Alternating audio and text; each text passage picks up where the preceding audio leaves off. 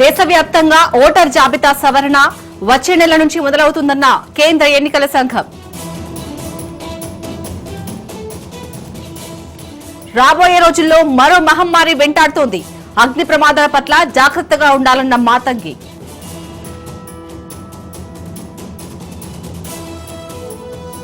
National Herald కేసుపై Rouse Avenue కోర్టులో విచారణ. ఈడీ ఛార్జ్షీట్ పై తీర్పు రిజర్వ్ చేసిన కోర్టు.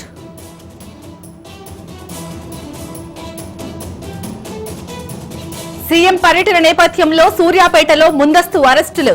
బీఆర్ఎస్ నేతలను అదుపులోకి తీసుకున్న పోలీసులు.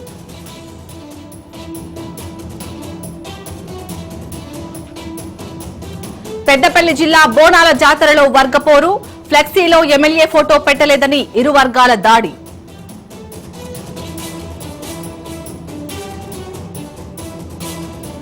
వేములవాడ మున్సిపల్ తిప్పాపురంలో ఉద్రిక్తత. బ్రిడ్జ్ పేరుతో ఇళ్లను కూల్చుతున్నారని బాధితుల ఆందోళన.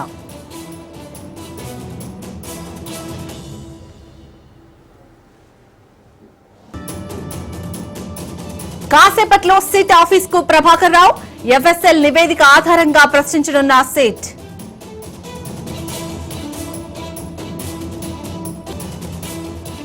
పసిడి ధరలు తగ్గొచ్చు అంచనా వేసిన డబ్ల్యూజీసీ.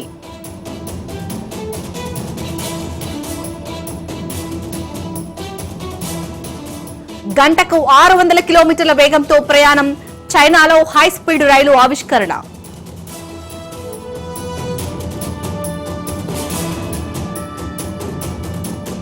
ఉద్యోగులంతా ఏఐపై దృష్టి పెట్టాలి. సిబ్బందికి మైక్రోసాఫ్ట్ ఆదేశాలు.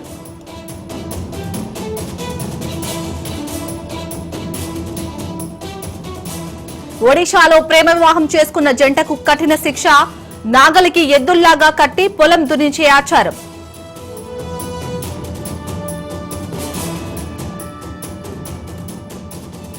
మరాఠీ వ్యతిరేక వ్యాఖ్యలు. ఆటో డ్రైవర్పై శివసేన నేతల దాడి.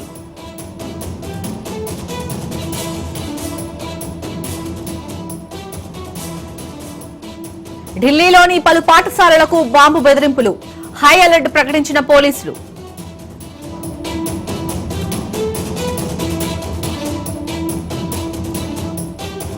త్వరలోనే భారత్ లో స్టార్ లింక్ ఇంటర్నెట్ సేవలు. లాంచ్ డేట్, ప్లాన్ వివరాల ప్రకటన.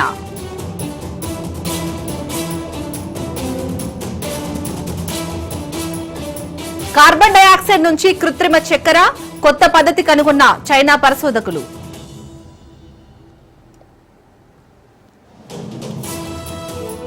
పరిమితి కంటే రెట్టింపు ఉప్పు వాడుతున్న భారతీయులు. బీపీ, గుండె జబ్బులు, కిడ్నీలకు ముప్పు అంటున్న నిపుణులు.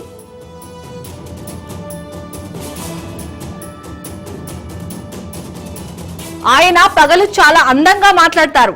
పుతిన్ పై ట్రంప్ తీవ్ర వ్యాఖ్యలు.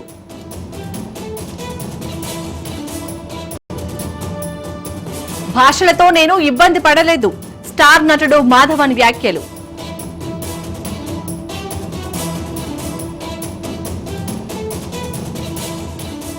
సినీ పరిశ్రమలో మరో విషాదం. ప్రముఖ నటి బి సరోజాదేవి కన్నుమూత.